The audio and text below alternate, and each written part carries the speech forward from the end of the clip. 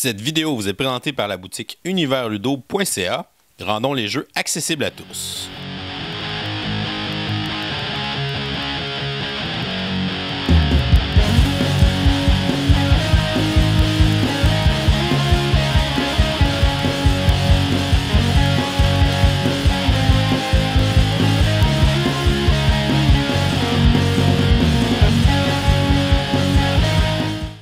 Bonjour chers amis joueurs, bienvenue à un nouvel et rare épisode de Kickstarter 101. Aujourd'hui, je vous amène dans un monde forestier et fantastique pour vous présenter le jeu Thornwatch.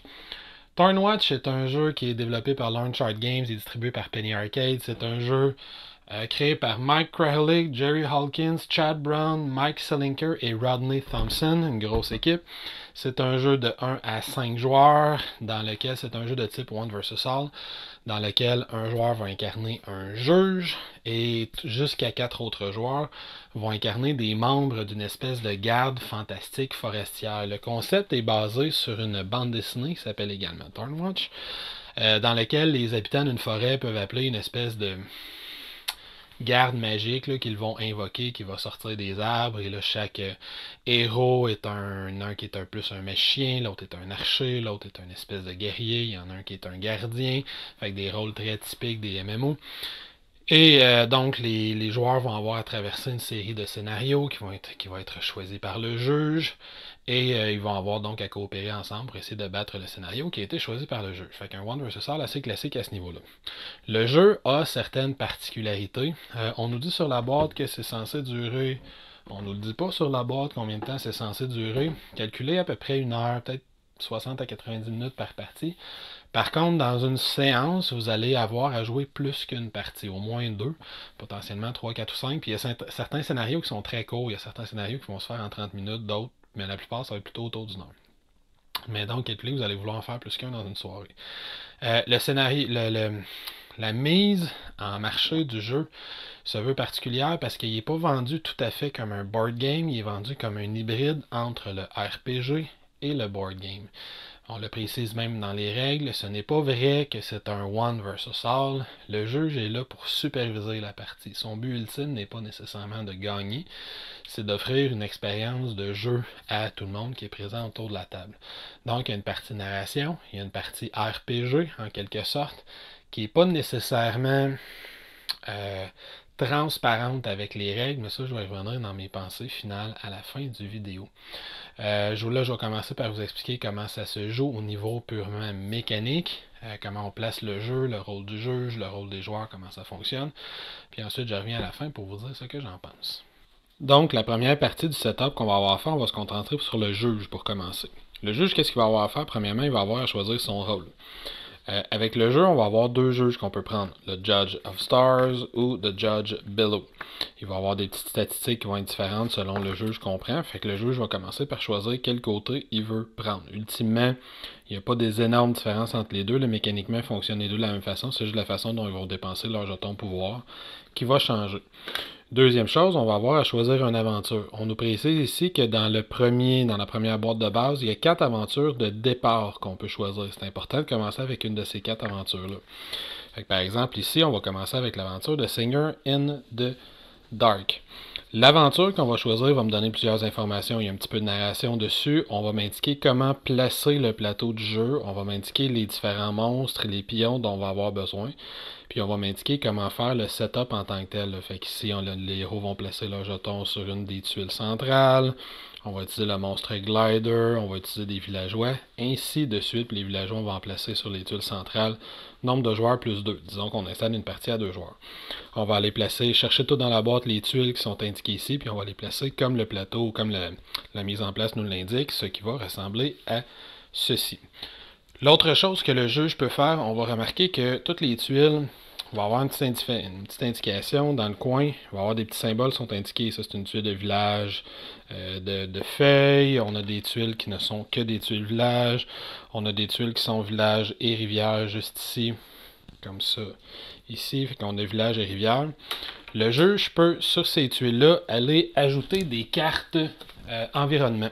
Les cartes environnement vont ressembler à ceci, le dos va ressembler à ceci, et le juge peut aller en placer un maximum de 6, en fait un maximum de 1 par 2 tuiles. Là, ici on a 12 tuiles sur le plateau, donc il peut aller en placer un maximum de 6. Comme on le voit, il a décidé d'en placer 4, une ici, une ici, une ici et une ici. Et si sur la carte, il y a un symbole d'environnement, il doit placer absolument cette carte-là sur une tuile qui a le même symbole. Si sa carte n'a aucun symbole environnement, il peut la placer sur n'importe quelle case.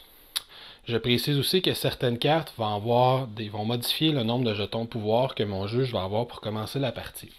En commençant la partie, le juge va toujours avoir 2 jetons de pouvoir qui ressemblent à ceci.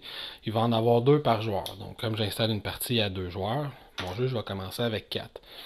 Mais certaines cartes vont aller soit donner des bonus aux joueurs, soit donner des bonus aux juges. Et certaines cartes vont dire au juge qu'il va commencer la partie avec davantage de points de pouvoir. Dans ce cas-ci, il en gagnerait 1. Ou d'autres cartes vont lui dire qu'il va avoir à dépenser de ses points de pouvoir initiaux pour pouvoir placer cette carte-là sur le plateau. Dans ce cas-ci, j'ai une carte qui m'en donne 2 là-bas, une carte qui m'en donne 1 là-bas à mon juge pour un total de 3. Il doit en dépenser un jeton de pouvoir pour placer cette carte-là. Ça lui fait un bonus de 2. Il va donc commencer la partie avec 6 cartes pouvoir. Dans mon setup, on me disait également de placer des villageois. On va prendre un nombre de villageois égal au nombre de joueurs plus 2 pour ce scénario-là et on doit les placer de façon la plus équitable possible dans les 4 tuiles villages qui forment le centre de la partie. Pour le placement du plateau en tant que tel, le juge, c'est pas mal juste ça qu'il a à faire. Il va rester aux joueurs à choisir leur personnage et à les placer, puis il va rester au juge à faire sa petite mise en place personnelle que je vous montre à l'instant. Donc mon juge, sur sa petite carte, il va avoir ses 6 pions pouvoir qu'on a déjà cumulés. On lui indique dans le scénario quel monstre il doit aller chercher. On dit dans ce scénario-ci, on va aller chercher le monstre Glider. Le monstre Glider, il y a une petite carte individuelle qui vient avec ça et il y a en plus une carte d'initiative. Si on va revenir sur la piste d'initiative, comment elle fonctionne. Sa petite carte comme ça, elle a 2 côtés. Il y en a une des 2 qui s'est indiqué This Monster Start This Side Up. C'est la version normale du monstre. On a une version avancée. Et on a 2 espaces ici pour pouvoir cumuler les cartes de monstres que le juge va avoir à contrôler. Le scénario indique avec combien de monstres commencent sur le plateau. Les gliders vont commencer. Il y en a 2 qui vont commencer sur le plateau. Ils vont commencer sur le coin opposé, le plus loin des joueurs. Disons que ça serait ici. C'est les joueurs qui vont décider, eux, où ils commencent sur le plateau en respectant les règles de setup. De quoi d'autre le juge va avoir besoin? Il va avoir besoin des cartes blessures. Il va en prendre 10 par joueur. Fait que dans ce cas-ci, on a un petit deck de 20 cartes blessures qui va regarder pas loin. Il va se faire plaisir de pouvoir les distribuer aux joueurs plus tard. Pour la mise en place du juge en tant que tel, la mise en place du plateau, le juge est prêt à commencer à jouer. Maintenant, les joueurs. Pour la mise en place des joueurs, ça ressemble beaucoup à celle du juge. Chaque joueur va avoir à se choisir un héros qui ressemble à ceci. Par exemple, ici, on a le Warden. Chaque héros a une version masculine et une version féminine. Donc, les joueurs ou joueuses peuvent choisir le héros ou l'héroïne de leur choix. Ces héros-là viennent avec des petits marqueurs. Ici, c'est le scénario qui nous indique où on doit placer ces marqueurs-là. Dans ce cas-ci, les héros avaient à choisir une tuile du village à l'intérieur du plateau. Les héros viennent également avec une feuille d'aide-mémoire qui rappelle le tour de jeu et les différentes icônes du jeu. C'est pratique les premières fois qu'on joue. Chaque héros a également un deck de cartes qui lui est personnalisé. Ici, on va avoir le deck du carte de Warden.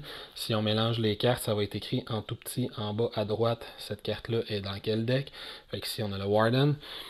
Dans les decks de cartes, on a 2 types de cartes. On a des cartes mana, qui a juste le nom de la ressource dessus en tant que tel, puis on a des cartes actions qu'on va avoir à préparer en sacrifiant d'autres ressources. Fait que chaque joueur a son deck de cartes qui lui est personnalisé. Et la dernière petite mise en place qu'on va avoir à faire, où on va aller chercher un peu l'aspect RPG du jeu, c'est ce deck de cartes-là. Chaque joueur va se voir distribuer 2 cartes qui sont des traits. Par exemple, mon Warden est Grim, c'est quelqu'un de sombre. Et mon Warden est intimidant. Fait qu'il y a 2 cartes qui fonctionnent quand même bien ensemble. Mon Sage est plutôt cocky. Donc on a quelqu'un qui se prend au sérieux. Et c'est quelqu'un par contre qui est inspirant. Inspiring, cocky, grim, intimidating. Et là, on a vraiment notre mise en place des joueurs. Elle est faite complètement. On va avoir quelques dés qu'on garde pas loin du plateau. C'est avec ça qu'on va tenter de réussir nos actions. Pour la mise en place, joueur et juge, là tout est fait. Maintenant, comment gagne-t-on et perd-on à Turnwatch? Ben, c'est le scénario qui va le déterminer. Le scénario fonctionne toujours de la même façon. On a dans le début de la partie une petite narrative, pourquoi ces espèces de chevaliers des bois-là sont arrivés, dans quelle situation sont arrivés, qu'est-ce qu'ils doivent faire. On a notre mise en place. Et une fois que c'est fait, on va pouvoir tourner ça, le plier comme ça ici pour le déposer quelque part sur le village. Et d'un côté, il y a une information pour le juge, fait qu'est-ce qui va se passer à la fin, dépendamment si le scénario est un succès ou un échec. Et d'un côté, qu'on va mettre face visible pour tous les joueurs, ben, on va avoir un petit peu de narration à faire au début du scénario et on va avoir les règles spéciales du scénario et quand est-ce que ce scénario-là va prendre fin. Par exemple, ici, on va dire pendant le tour du villageois, fait que je vais avoir à rajouter une carte villageois dans mon ordre d'initiative. Pendant le tour du villageois, les héros et les juges vont de façon en alternance, vont déplacer un villageois d'une tuile. Fait qu'à chaque fois que les villageois vont jouer, le héros va prendre un villageois, va le déplacer, le juge va faire la même chose, et ainsi de suite. Les monstres qui vont attaquer les villageois vont avoir un bonus d'attaque et la scène se termine si tous les gliders, les 2 gliders sont battus ou si tous les villageois sont battus. Si les gliders sont battus, les héros l'emportent. Si les villageois sont battus, le juge, les héros perdent en fait. Et à la fin du scénario, il va y avoir des choix à faire selon le scénario était un succès et un échec. Ça, je reviendrai. Mais bref, c'est ce petit plateau-là, cette petite feuille-là qui va nous aider à se rappeler qu'est-ce qu'on doit faire pour l'emporter ou qu'est-ce qui va arriver si on perd. Et toutes nos règles spéciales du scénario ont toujours été inscrites juste ici. Prochaine étape, un tour de jeu, comment ça marche? Un tour de jeu va se dérouler grosso modo en 3 étapes. Première étape, on va avoir à brasser le deck de cartes d'initiative. Dans le deck de cartes d'initiative, on va retrouver les cartes qui représentent les monstres. On va retrouver les cartes qui sont demandées par le scénario, dans ce cas-ci les villageois. Et on va retrouver les cartes qui correspondent aux différents héros de notre scénario. Dans ce cas-ci, ces 4 cartes-là, on va les brasser. On va révéler l'initiative sur une zone que tout le monde peut bien voir. Et de chaque côté, on va aller placer les cartes Root et Edge. La carte qui est la plus proche de la carte Root va être la première initiative. La carte qui est la plus proche de Edge va être la dernière initiative. Fait que dans ce cas-ci, j'aurais eu Sage, premier joueur, Glider, deuxième joueur, les villageois en troisième, le Warden en quatrième. La deuxième étape, on va faire ce qu'on appelle les shifts. On va toujours commencer par les shifts de monstres. Les shifts de monstres, c'est quoi? C'est que sur les cartes de statistiques des monstres, il peut y avoir ici un certain nombre de flèches. Dans ce cas-ci, les gliders ont une flèche. La version améliorée du glider en aurait 2. Fait que les monstres vont shifter vers la racine en fonction du nombre de flèches qui est ici. Fait que dans ce cas-ci, une flèche, mon glider shift de 1. Le villageois, lui, n'a pas de petite flèche sur sa carte, donc il ne bouge pas. Ensuite, toujours dans la phase de shift, si les héros ont des pouvoirs qui leur permettent de shifter, ils vont les activer à ce moment-là s'ils le veulent. Ce n'est pas le cas présentement. Et finalement, il va y avoir la phase d'action. Dans la phase d'action, ben, on va activer les héros, les monstres ou les villageois en fonction de l'ordre de tour de jeu. Chaque carte en fait peut agir une seule fois. Donc, une fois que le glider a joué, on va le taper pour montrer qu'il a joué. Et si plus tard, disons que le Sage a joué, et ensuite il y a une habileté spéciale qui s'active, qui modifie l'ordre de tour de jeu, mais le glider va quand même avoir déjà joué. Il ne rejouera pas, même si là, il se retrouve après quelqu'un qui a déjà joué. Donc, l'ordre de tour de jeu, la première phase, ça va être ça. Les actions maintenant, comment ça fonctionne. Commençons par le juge. Quand le juge active un monstre, il va aller vérifier si le monstre est un monstre de pack. Ça va être écrit sur sa carte individuelle. Ça va être écrit ici, juste en dessous du nom du monstre, Beast Pack. Comme c'est un pack, ça veut dire que tous les monstres qui sont sur le plateau, disons que mes 2 gliders seraient ici, tous les monstres qui sont sur ce plateau qui correspondent à cette carte vont s'activer. Fait qu'on va taper la carte pour montrer que c'est au tour de ce monstre-là de jouer. Qu'est-ce que les monstres peuvent faire? Ben, ça va être écrit sur leur petite carte. Je vois ici que mon glider a 2 choix d'action. La première va lui permettre de faire une morsure, 2 petites épées, plus une autre épée par autre glider qui est sur la même case. Et sinon, j'ai un swoop où je peux faire un succès automatique, puis ensuite me déplacer d'une case supplémentaire. Disons que mon juge voudrait choisir l'action Bite. Comment ça fonctionne? Chaque monstre, au moment où il s'active, il a le droit à un déplacement puis une action. L'action qu'il veut faire est Bite. Il veut aller mordre le villageois qui est ici. Donc, il va prendre son seul et unique point de mouvement pour se déplacer d'une case. Les mouvements, c'est toujours une case par mouvement et il va utiliser son action Bite. On me disait qu'il avait droit à 2 épées. Chaque épée se traduit par un lancer de dés. Fait qu'une épée et un dé, ben une série de petites épées croisées comme ça ici, le petit symbole qu'on a sur la carte. Chaque symbole comme ça ici indique un dé à lancer. Il y en a 2, il a le droit de lancer 2 dés. Si le symbole avait été des arcs, ben ça aurait voulu dire que mon monstre pouvait attaquer à distance. La portée est toujours d'une case. Donc d'ici, on peut attaquer là, là, là, là ou là. Mais on ne peut pas attaquer en diagonale. Donc, il lance ses 2 dés parce qu'il fait son attaque et il obtient, dans ce cas-ci, 0. Le villageois était chanceux. Quels sont les autres résultats possibles? Ben, je peux avoir un succès, une goutte de sang, je peux avoir 2 succès, une double goutte de sang, ou je peux avoir le jeton pouvoir. Le jeton pouvoir ne donne rien si c'est le juge qui le roule, j'y reviendrai, si c'est les héros qui le roulent. Disons que mon deuxième vient et l'attaque aussi. Lui, il roule un succès. Comment fonctionnent les dégâts sur les villageois? Ben, chaque dégât va pousser le villageois d'une case sur la piste d'initiative vers Edge, vers la limite de la zone d'initiative. Fait qu'en ayant un succès, on va le déplacer comme ça. Si au moment où l'attaque commence, donc disons que le premier monstre avait réussi à faire un succès, il le mène ici. Le deuxième monstre se déplace, il attaque à son tour, il obtient aussi un succès. Si au moment où l'attaque commence, la carte villageois est collée sur la carte Edge, ben là, le villageois il est en péril. Là, le villageois il a une chance de mourir. Si le monstre inflige un succès ou plus, il va faire sortir la carte de la zone d'initiative et il va tuer le villageois. Donc, ce villageois-là va mourir.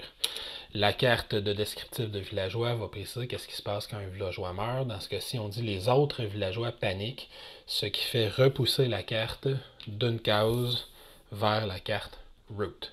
Fait que dans ce cas-ci, après l'attaque, on aurait perdu un villageois, mais la carte villageois, ça serait retassé d'une case. Je précise, c'est super important. Disons que mon villageois avait commencé ici au moment de la première attaque et que, très chanceux, mon glider roule un 3 succès. Le premier succès l'aurait fait déplacer d'une case, le deuxième succès l'aurait fait déplacer d'une autre case, le troisième succès n'aurait rien fait. On ne peut pas tuer un villageois si la carte villageois ne commence pas collée sur la carte Edge au moment où l'attaque débute.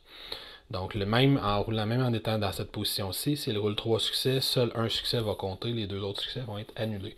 Par contre, maintenant qu'il est dans cette position-là, si le deuxième glider l'attaque et roule n'importe quel nombre de succès, il va tuer le villageois.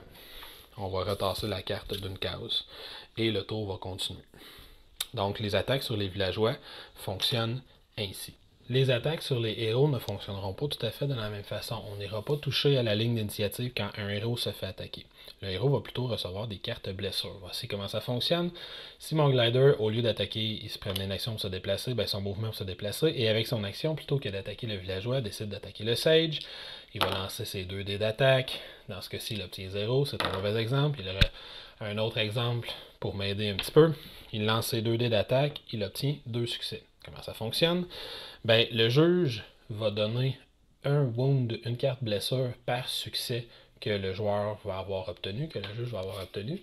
Et ces 4 succès-là, il va aller les placer dans la défausse du joueur qui a reçu ces blessures-là. Dans ce cas-ci, dans la défausse du sage.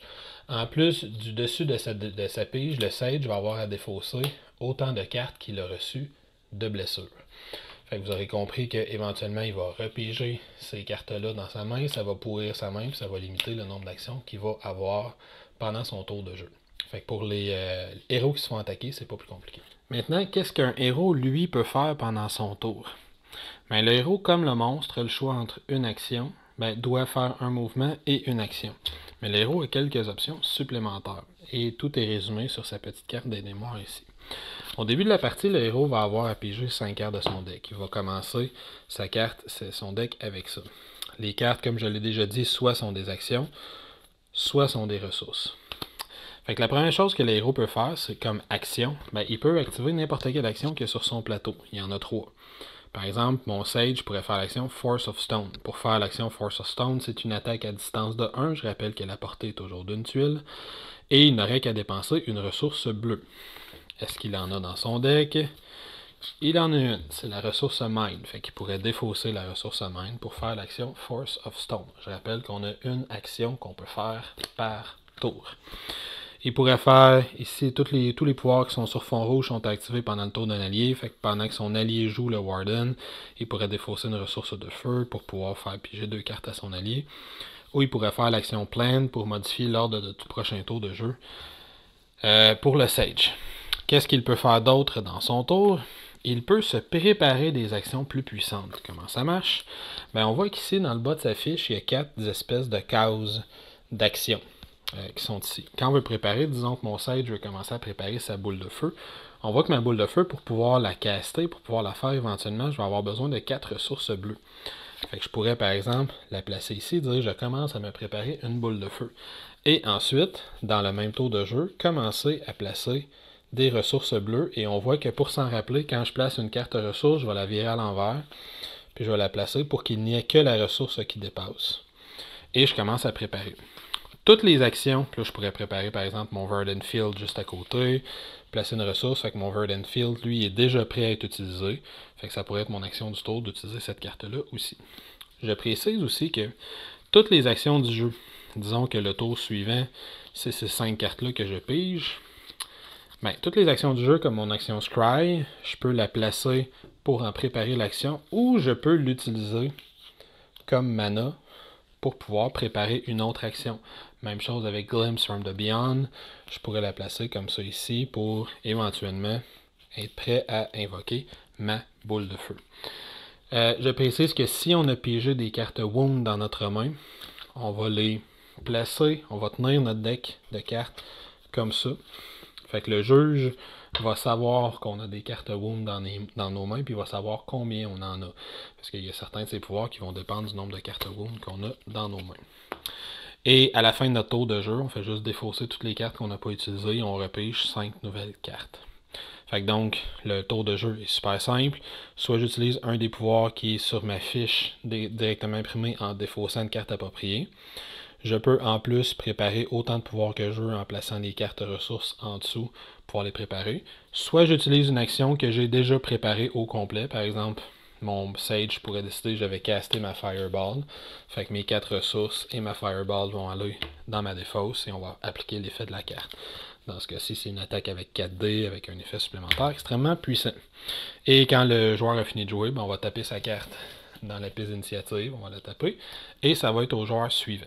Comment les dégâts fonctionnent-ils quand un monstre se fait attaquer? Exactement de la même façon que sur les villageois. Fait que je reprends mon exemple. Si mon Sage était ici, il lance sa Fireball, il l'avait complètement chargé avec 4 cartes bleues. La Fireball dit je fais 4 d'attaque dans une zone. Sur cette zone-là, il y a un glider. Il va lancer 4D. Comme le symbole d'attaque c'était des flèches, mon Sage a le droit d'attaquer à une case de distance. Il lance ses 4D et chaque succès va déplacer la carte glider d'une case vers la carte Edge, en l'amenant au maximum, collé sur la carte Edge. Si au début de l'attaque, le glider était déjà sur la carte Edge, ça permettrait de le tuer avec un seul succès. Dans le cas de ma carte Fireball, pour faire l'exemple au complet, on me dit que ça attaque toutes les cibles dans la zone. Fait que si j'avais commencé comme ça, il aurait commencé par attaquer le glider qui est ici avec un total de 4 succès. Fait que 1, 2, les 2 autres succès sont perdus. Ensuite, il attaque le deuxième glider avec le même nombre de dés. Il réussit à obtenir au moins un succès, ce qui fait que ce glider-là va mourir. On enlève le glider. La petite flèche qui est sur la carte du glider indique également qu'à chaque fois qu'il y en a un qui meurt, on va repousser la carte du nombre de flèches qui est indiqué ici. Fait que comme il y en a un qui meurt, on le remet ici. Ça évite d'en tuer 2 d'affilée facilement. Et l'attaque va continuer si jamais il y avait eu d'autres gliders dans la même case. Fait que pour les attaques, c'est vraiment pas plus complexe que ça. Dernière chose que je précise sur le tour des joueurs, après c'est terminé. Si les joueurs roulent ce symbole-ci, et seulement les joueurs, pour chaque symbole qui est roulé, ça va donner un jeton de pouvoir au juge. Il ne me reste qu'un petit détail à préciser pour les joueurs. Je l'ai dit en début de partie, les joueurs vont venir avec des cartes de traits. Par exemple, mon Sage est cocky. Et mon Sage est inspiring, il est inspirant. Et là, le jeu essaie d'introduire une petite notion de RPG. Si le joueur, en faisant une action, quelle qu'elle soit, décrit son action ou narre son action en reprenant bien le trait de caractère qui lui est donné, le juge peut lui décider « Hey, toi, tu as très bien joué ton personnage cocky, tourne ta carte cocky de côté. » Et en la tournant de côté, le joueur se gagne la possibilité de l'utiliser une fois dans la partie. À n'importe quel moment, au moment où il tente une action, il peut décider de flipper cette carte-là pour la ramener du côté cocky pour ajouter un dé rouge à son attaque. Les dés rouges vont avoir des meilleures probabilités d'obtenir des doubles, moins de probabilités d'avoir des vides et ils n'ont pas le jeton pouvoir sur la face du dé. Et le dé peut s'utiliser même une fois que les autres dés ont été lancés. Disons que sur le deuxième monstre, malchanceux, mon sage ne roule que des vides. Il avait précédemment fait une action très cocky. Il avait gagné un dé rouge, il décide de le dépenser. Il ajoute un dé, dans ce cas-ci, c'est pas mieux, ça n'y a pas donné un succès supplémentaire, mais il aurait pu s'ajouter des succès supplémentaires. Fait que les cartes de trait vont fonctionner de cette façon-ci. S'il narre une action en étant très inspirant, il pourrait gagner un dé également. Et les deux cartes peuvent tout à fait être actives en même temps, lui permettant d'ajouter jusqu'à 2 dés. Et pour les actions des joueurs, c'est tout. Dernière information, les scénarios, qu'est-ce qui se passe quand on en termine un? Bien, ici, moi, on avait choisi le scénario Singer in the Dark, où il fallait soit tuer tous les villageois, soit les sauver. Et à la fin du scénario Singer in the Dark, bien, on me dit, si on est en succès, si c'est un succès, le juge, s'il pense que c'est le bon temps, il peut se préparer à conclure l'aventure. Pour conclure l'aventure, il va aller prendre le scénario Silence of the Swamp Choir, qui est juste ici. Il va aller placer ce scénario-là. Si les joueurs veulent jouer plus longtemps, au lieu de jouer juste 2 parties, ils veulent en jouer 3, bien, le juge va choisir un des 2 scénarios qui est ici, Missing Villager ou Signs and Portents. Et il va aller choisir un de ces 2 scénarios-là, et ça va faire son autre aventure. Et ces scénarios-là sont des scénarios entre les deux, en quelque sorte. C'est des scénarios qui servent à remplir du temps, qui s'adaptent de façon narrative à n'importe quel scénario de base. Fait que, par exemple, après Signs of Portents, si on le réussit, ben on va un peu aller faire, on nous dit la même chose, si le juge est prêt à finir, qu'il aille chercher le scénario initial qu'on lui donnait dans le scénario de base. Donc dans le scénario de base, on me disait quand on est prêt à finir, il va chercher Swamp of the War. Et sinon, si on veut jouer une partie de plus, ben on peut aller chercher le scénario des Will Tell Stories et Swift Pursuit. Et si on va chercher un de ces 2 scénarios-là, ça va nous mener vers 2 autres scénarios. Et si on va chercher l'un des 2 autres, ça va nous mener toujours vers 2 autres. Puis on peut tourner comme ça ad vitam aeternam, jusqu'à temps qu'on décide, après un scénario, d'aller chercher le scénario initial, Silence of the Swarm Choir, qui est la conclusion qui vient avec le scénario Singer in the Dark. On nous précise aussi Singer in the Dark, mais si jamais on l'a perdu, à la place, on va aller faire le scénario Hunted, qui est le scénario juste ici, qui lui va avoir, je vous le dirai pas, mais qui va avoir ses propres conséquences en termes de succès ou d'échec.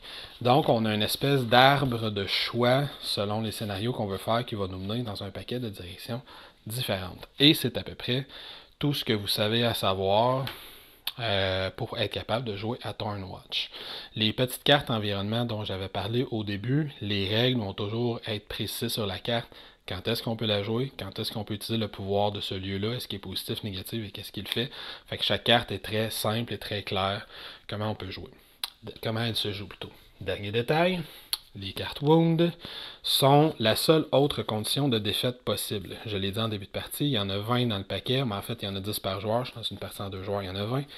Si éventuellement le juge arrive pour donner une carte Wound à un joueur et le paquet est vide, bien, ça signifie également la défaite des joueurs. Ils sont trop submergés par les blessures pour être capables de continuer. Et cela étant dit, c'est terminé. Bon, Turnwatch, qu'est-ce que j'en pense? Bien, premièrement, au niveau des composantes, c'est un jeu que j'ai apprécié en 2 temps. Au début, j'ai été déçu de plusieurs trucs au niveau des composantes, mais j'ai fini par m'habituer au type de composantes qui étaient offertes. Bon, premièrement, les tuiles qui représentent la map sont super colorées. C'est pas toujours clair l'image qui est dessus, mais c'est super coloré. Ils sont de relativement bonne qualité, pas extraordinaire, mais relativement bonne qualité. Les pions, joueurs et monstres, je me serais attendu au minimum à des standees pour qu'ils tiennent debout, mais ils ont choisi d'y aller avec un format où les pions sont couchés sur le plateau. Ça m'a pris un certain temps pour m'habituer, mais j'ai fini par comprendre que il essaie vraiment de créer une impression bande dessinée. Fait que nos personnages se déplacent à l'intérieur des cases d'une bande dessinée. C'est vraiment ça qu'ils ont voulu recréer, l'impression de la BD Thornwatch. Fait que sur cette optique-là, c'est réussi, mais ça plaira pas à tout le monde, ce type-là. Qualité des cartes, qualité des jetons, on est dans la moyenne. C'est pas extraordinaire, mais c'est correct. Là. Les cartes sont pas de super bonne qualité. C'est pour ça que je les ai toutes sleevées. Des sleeves de différentes couleurs. Je précise tout de suite que les sleeves, c'est moi qui les ai fournis. C'est pas le jeu qui fournit des sleeves de différentes couleurs pour chacun des personnages. C'est moi qui les ai sleevés comme ça pour mieux être capable de les séparer. Fait que j'ai un petit paquet de sleeves génériques pour pouvoir mettre les blessures, les cartes blessures, puis les donner à chaque joueur au moment où ça se présente. Fait que fin de la parenthèse. Fait qu'au niveau des composantes, c'est un jeu correct. Le style visuel il est super beau, mais les composantes sont moyennes, sont toutes correctes. Là. Les D10 sont pas super décorés. C'est un dé blanc et un dé rouge avec des petits symboles dessus. C'est correct, c'est tout correct à ce niveau-là. Au niveau des mécaniques, c'est un jeu qui prend un certain temps à s'habituer. Il y a l'aspect pour les héros, là, je vais commencer pour les héros.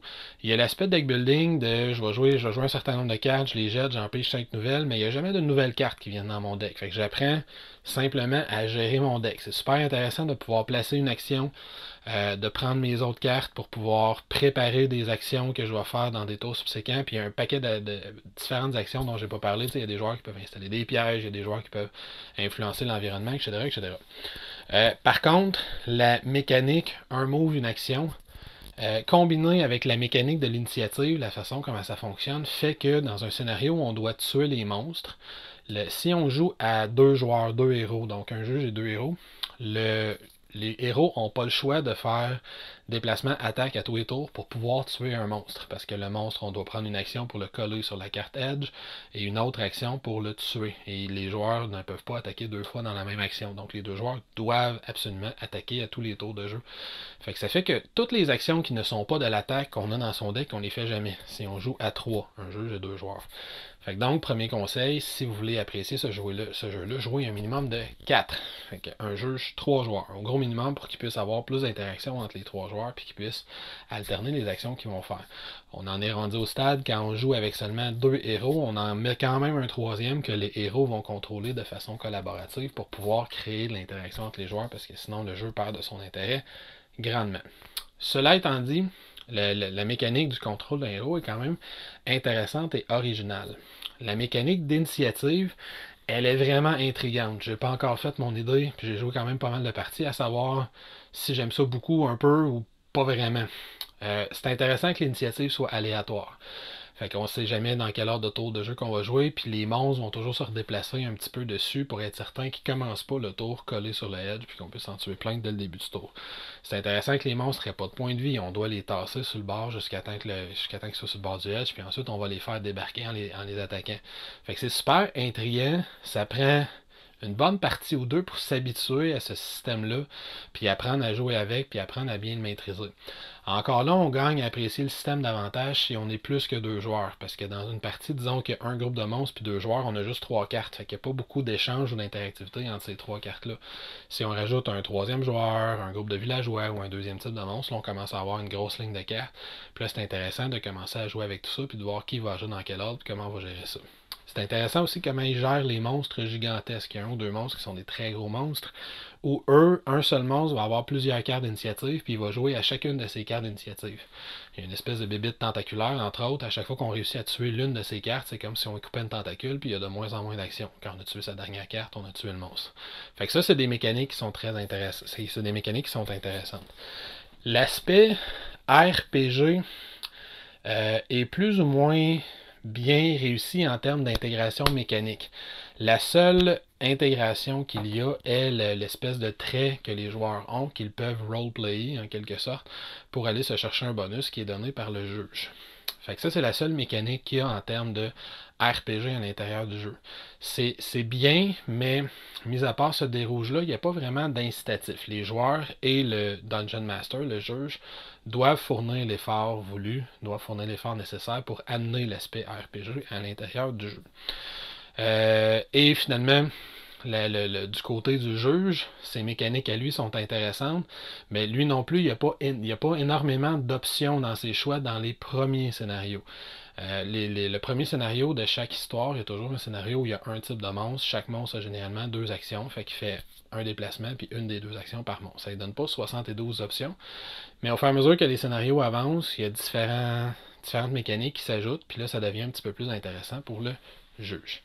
Ce qui m'amène à mon aspect final de la critique. C'est un jeu intéressant, mais il aurait fallu qu'il pousse davantage l'aspect RPG. Il faut vraiment que les joueurs le fassent eux-mêmes, le bout RPG. Il faut que le maître, ou le juge plutôt, donne des noms aux villageois qui sont à l'intérieur du village pour qu'on ait envie de s'investir, pour qu'on ait envie de jouer son personnage cocky pour pouvoir aller chercher le dé qui vient avec. Et là-dessus, le livre de règles nous le précise un petit peu. Le juge n'est pas là pour battre les joueurs. Ça, c'est vraiment important d'insister parce que nos 2-3 premières parties, j'ai même un joueur qui s'est presque frustré parce qu'il y a un scénario que si le juge veut, il gagne au tour 2. S'il décide de gagner, c'est d'ailleurs celui que je vous ai montré, s'il gagne au 2-3e tour de jeu, là, le scénario il est fini, puis le juge gagne, il n'y a à peu près aucune chance que les joueurs puissent gagner ce scénario-là. Le seul moyen que les joueurs gagnent le scénario, c'est si le juge les laisse faire, ou si le juge tente de créer un certain équilibre entre le niveau de difficulté que les joueurs vont rencontrer puis l'aspect narratif qui vient à l'intérieur de cette histoire-là. Fait que c'est vraiment une petite histoire qui est racontée, que le juge va avoir à préparer, que le juge va avoir à gérer, puis c'est lui qui va gérer le niveau de difficulté selon les actions qu'il va prendre sur le plateau. Fait que si un juge prend la boîte, la montre à des joueurs et décide qu'il veut gagner, le jeu va être plate. Tout le monde va perdre. Puis le jeu va être vraiment plate. Si le juge prend la boîte et dit « Ok, je vais m'en servir comme boîte d'introduction pour le RPG à un groupe de joueurs. Je vais acter un petit peu, les villageois vont parler, mes monstres, je vais les décrire un peu, je vais raconter l'histoire du scénario que j'ai choisi. Puis les joueurs vont apprendre à incarner un peu leur personnage. Principalement, ils vont se concentrer sur la mécanique, mais ils ont juste 2 petits traits à essayer d'incarner un petit peu. Fait que je pense que c'est vraiment comme ça qu'il faut prendre Thornwatch. Ce n'est pas uniquement un board game, ce n'est pas un RPG, c'est une espèce d'hybride entre les deux.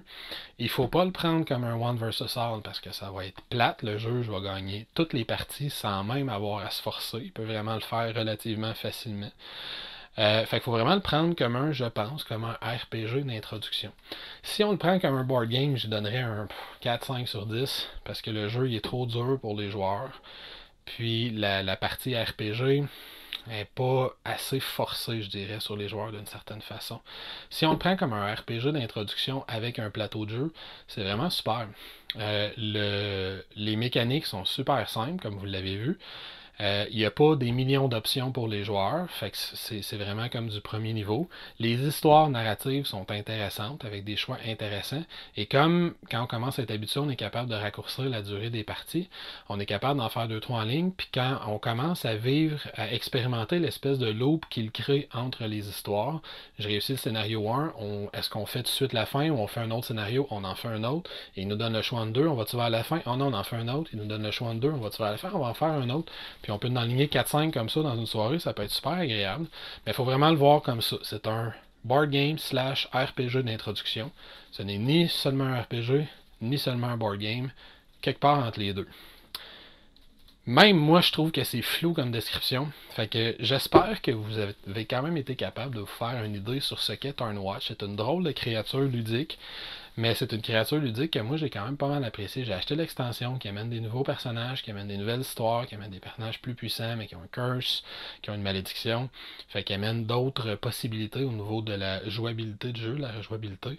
Fait que moi c'est un jeu que j'ai quand même pas mal aimé, mais pas à mes 2-3 premières parties. Ça m'a pris un temps à m'y adapter, ça m'a pris un temps à m'y ajuster, puis ça m'a pris un temps à comprendre que ce n'est pas qu'un board game, c'est autre chose. Ce n'est pas seulement un jeu de société. Fait que si vous cherchez juste un jeu de société, One vs All, Descent, Conan, Batman, il y en a plein d'autres.